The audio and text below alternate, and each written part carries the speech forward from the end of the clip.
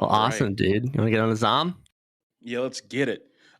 We have Zom 100, episode 8, Sushi and the Hot Springs of the Dead, of course. During this episode, the main cast gets a honestly fantastic side mission. They end up delivering some high quality fish to a sushi restaurant, and I wish I had that job. We also get to meet what could be the anime Degen best girl of the season. So you guys watch out for her. She is best girl of the season in my book right now. So we kind of start the episode with a very important lesson in mindfulness. And the crew is actually trying sup yoga, which is kind of where you float on a what looked like a surfboard and do That's a yoga. stand-up paddleboard. Sup? Stand up paddle board. It was pretty long. That is a stand up paddle board. That's right. But Akira says, "Yeah, I'm trying to be more mindful. I like to free myself from the past and the future and live in the present." And that's something I got to watch out for myself as well at times. Got to be mindful. It's very important. I just loved it because Kensho is sitting there the whole time, like, bro, you've been doing this the whole time. What are you talking about? As they're all sitting there Yeah, in some funny ass yoga pose, all like in the exact same pose, floating in this lake. getting stupid loose. Yeah, Kensho wasn't letting Akira get away with his bullshit. But that was number 27 on the list to try some sup yoga. And Akira says they're back in their RV, and he says, we've already done 15 things on this list. And he's like, we might be able to get this whole list done in a month. And I started to think, this isn't like a one season show. What are they going to do once they get towards the end? What do you think this could turn into, Dan? I think it's gonna be like 2 or 3 seasons. So I don't know where it's gonna go. I don't think they're gonna like get crazy sidetracked off the bucket list. I think it's just gonna slowly cross things off. I mean, he doesn't even have 100 things on it yet. That's true. That's true. It's like 40 something, I think. But I Yeah. mean, 8 episodes in, they're 15 through. What I hope this turns into is like the bucket list becoming more serious and them doing something to help save the world in the end. I think that would be a really cool change in pace because I don't think you can keep up this it being this lighthearted in what seems aimless. You know what I'm saying? Yeah, I guess with like the tone of the show though, I don't think I necessarily would mind if it stayed goofy, you know? Well, I think that's a good point, and I think what I actually mean is like, yeah, it should stay goofy because that's what it is. But I would like them working towards a bigger goal than the bucket list itself.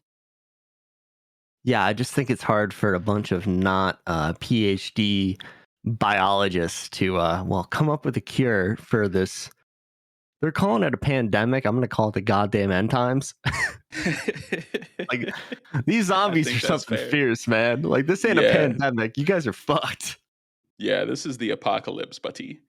But yeah, getting back to the plot, although I think I do have some great ideas about the show. They end up finding a person stranded on the side of the road, and of course, thank God, we get to see the shark suit come back out. And it turns out as they come up to this refrigerator truck surrounded by zombies, blown out tire, a fucking samurai jumps out of it and starts using I forget the name of the weapon, but it's one of those it's a pole weapon with like it's like a spear type deal. Yeah, I have it written down somewhere. I can't find it. it's a Um, sword spear. sword spear. That's what we're gonna say. Our I'll cultured look it. selves. I'll look it up real quick. Okay, but anyway, while he's doing that, she has some pretty great combat skills, and I thought it was a really cool moment that this person kind of just jumped out and was defending themselves. Most of the people we see that they come across are very helpless, and as she's taking her samurai helmet off, she says "Danke, schön," which means thank you in German.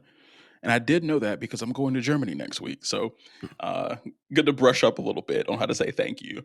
And so she ends up being a German girl named Beatrix Emmerhauser.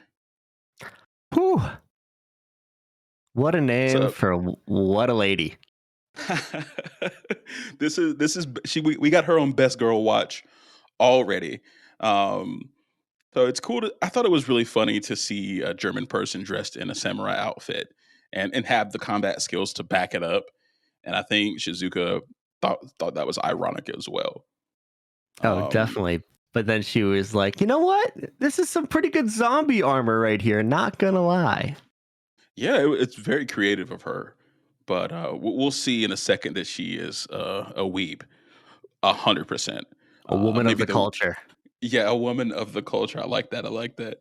But you know, just a little bit more about Beatrix as we're learning more about her.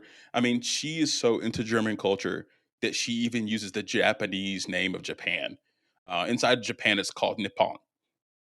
I work with some Japanese companies, and they always call it Nippon. And I actually learned that that's what they called it during this episode. As I was looking it up, I was like, "Oh, that's why all the companies are named Nippon."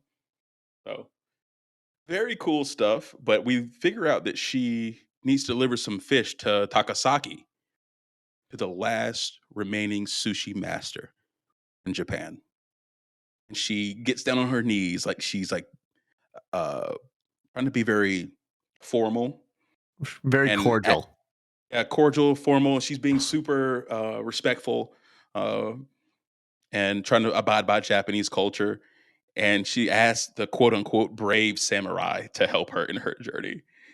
And what did you think about this whole scene? I was just cracking up because like they're like, why would she need to do this? Why would she need to go to a city? It'll be dangerous. And then she says, I need to deliver this fish to a sushi person. And you just see Kensho and Shizuka in the background going, all she fucking wants is sushi.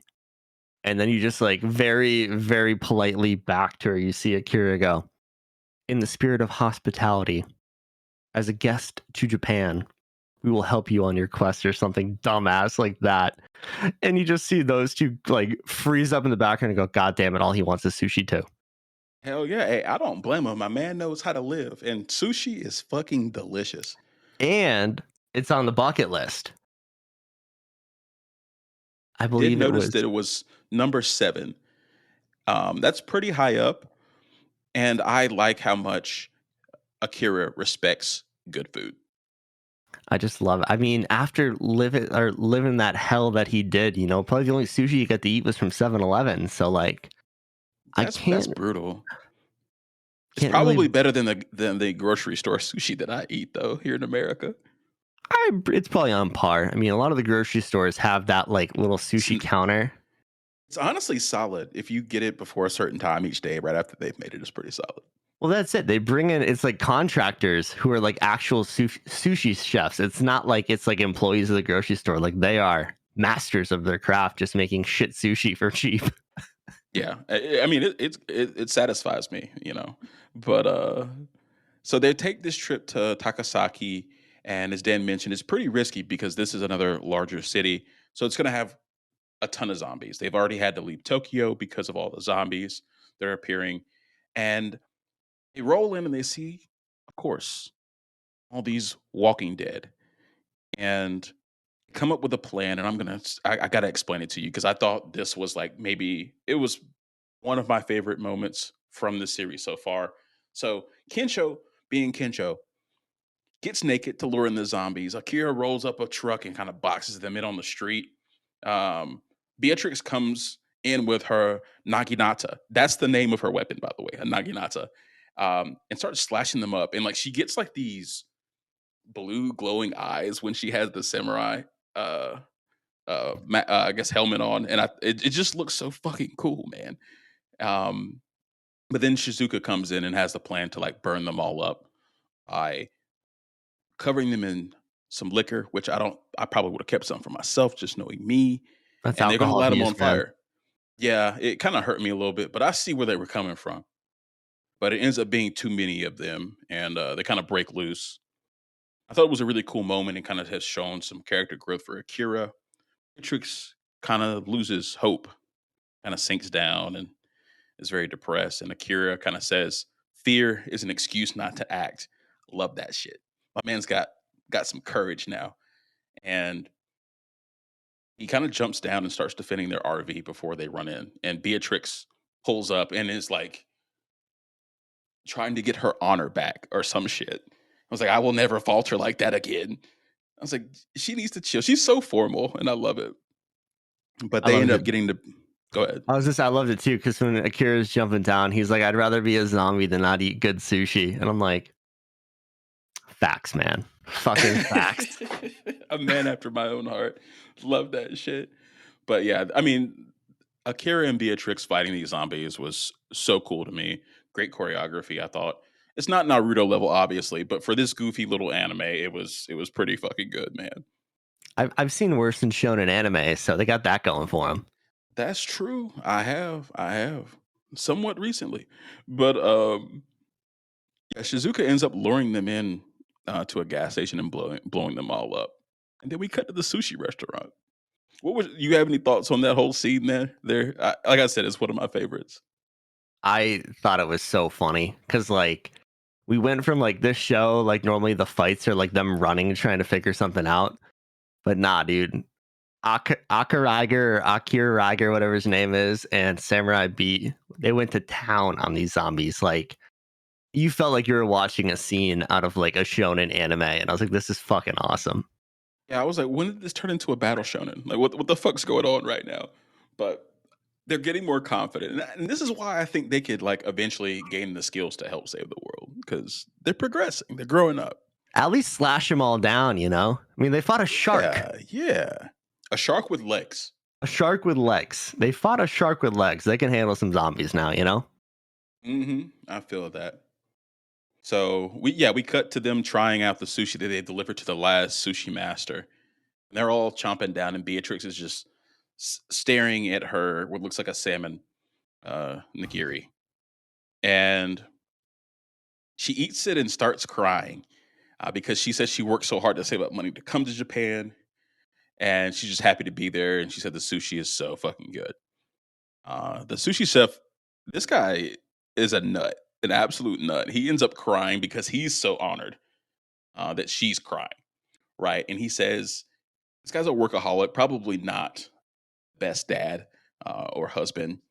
He says that he has worked every day perfecting his sushi, and even worked on his daughter's wedding day and the day of his wife's death.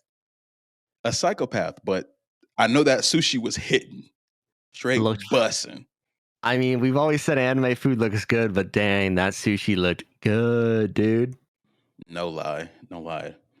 But and I think it was also like the chef said that you guys are probably my last customers. So I guess on his last day of work after working every day, he was just happy that somebody was there to truly appreciate what he does. And in Some honor of them being his last customers, he breaks out the good stuff. He's got 2 bottles of sake ready to go. He says, you know what? You guys drink the place dry. I'll cook for you all night. We're in. That sounds like a dream, bro. Like pretty much unlimited sushi. Pretty much whatever fish they could carry into the fucking place, plus anything they want at the bar. You can't beat that. Like, come on. You'd be rolling me out of that place in a wheelbarrow, dude. Yeah, yeah. I have to have on my eating pants. But yeah, they marked number 7, pig out in a nice sushi restaurant is off the list now. I just really appreciate Akira for putting that on there. Oh, Dan, you want to get definitely, us man. into the heat wave a little bit? Let's do it. So they're back in the RV. They're making their way towards Akira's hometown. And the team realizes that they kind of stank. And not just your normal stank. This is a I haven't bathed in a week stank. There's 4 of them in there. Well, 3 of them, I guess, Kensho's on the bike. That RV can't be smelling good right now, dude. No, it smells like ass, bro. Kensho probably doesn't smell too bad because he's had some wind. He's been airing out. Yeah, he's been constantly airing out in between stops. But those other 3, holy fuck. Yeah, and they're trying to figure it out. And you got Shizuka. She's like, we can't just jump in a lake because then we'll smell like lake, and that's not really much better. I'm gonna disagree with that one. I'd rather smell lake The water than like likewise. than stank. But Beatrix, being the weeb that she is, she's very knowledgeable about the hot springs and remembers that Kusatsu, which is a town near there, is at the top of the National Hot Spring Efficacy Records. So we're going to be going to some hot springs. And with our new character joining, if we haven't mentioned, she's well endowed. She's a very smart woman. Cannons. Very. But Cannons. yeah, no, she's not a bad looker. She's not a bad looker. And it's getting pretty obvious that Kensho has a crush on Beatrix.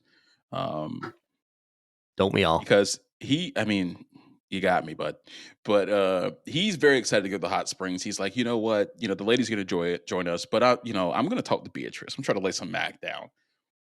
So does Akira with Shizuka, and he puts him down hard. And she was like, I believe she said something along the lines of, I am repulsed by you. And uh, following love in your 20s is a waste of time. It's best spent working and getting promoted. And you can think about finding someone, which is fucking nuts. She's If you need, bugging. and not even just that, she's like, if you need somebody.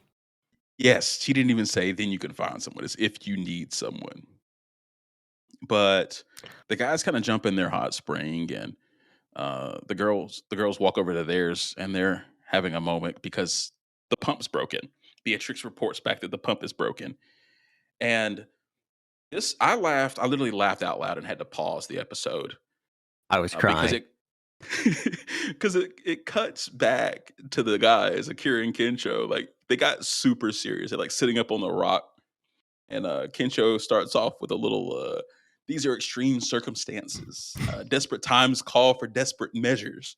Akira has like his hand on his cheek, talking about there's no need to be ashamed, and it was just a great scene. I literally laughed out loud and had to pause it. Oh, definitely. And then because it's a zombie show, who else shows up but a horde of zombies? You're gonna skip the best part? You're kidding me. Okay, so Well, continue. Shizuka says, Oh, "Absolutely the fuck not. I'm not getting in this hot spring with you fucks."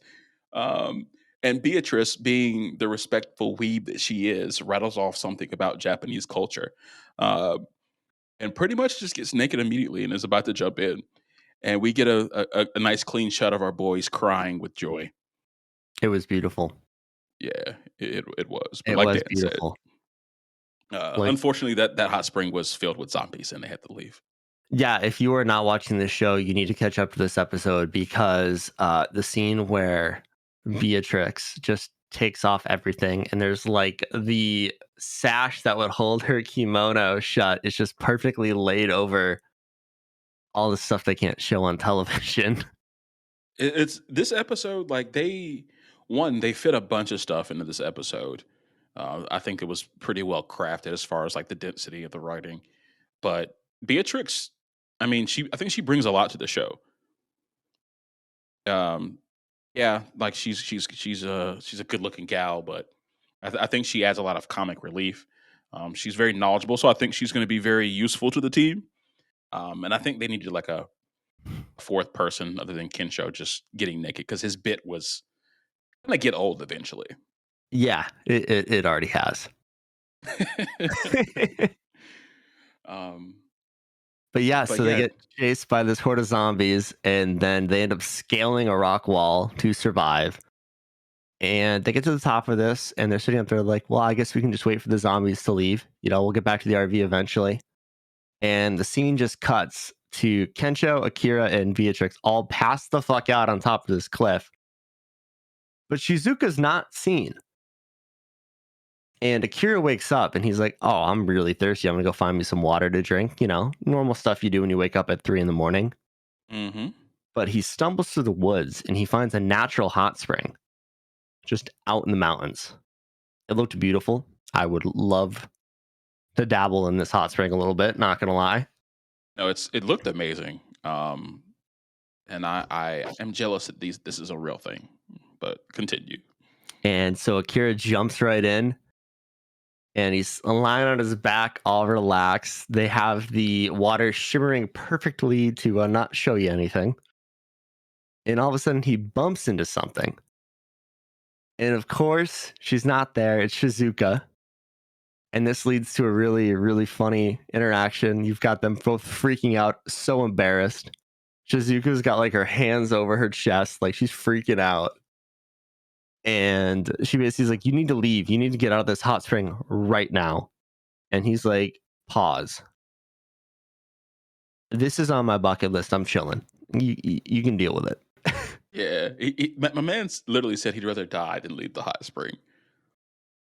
And a little extreme, but Shizuka relents and is like, "Look, okay, so I'm gonna go on this side of this rock, and you're gonna go on the other side. And if you fucking turn around, you're dead." Which sounds pretty standard for a situation like this. Definitely. But but after that, Shizuka kind of like walks back some of the things she said earlier when she was putting Akira's love down. She was kind of saying that the old her slipped out a little bit, and she was just trying to act tough and not get hurt. And Shizuka, I think she let some of her inner thoughts leak out here, and she actually ends up saying like if she were to fall in love with somebody, she would want to be with somebody that she can be open with, like Akira. But then she walked that shit back really, really quick. But Akira's not hearing any of the second part. He's heard what he needs to hear. Um, but as they're kind of going through their conversation, the rest of the group shows up. Uh, Unfortunately, this was a pretty good moment, I thought. So I think Akira's breaking through her harder outer shell here. He's got the slow game, but the Mac is back. So in the end of the episode, we get number 16 kicked back in a hot spring, marked off the list. The gang's back at it, and that's pretty much it. What'd you Yeah. think about this little scene between Shizuka and Akira? I thought it was cute, you know? I'm not It necessarily was. looking for that in this show, but I thought it was nice. Yeah, I mean, Akira's got goals, bro. Like, I want to see him achieve them. Hey man, he already crossed off whatever it was of like first episode. Confess your love to somebody you love, you know? Yeah, I That's mean, old shit. he can do more. Fair But enough. you ready for the next one, bud?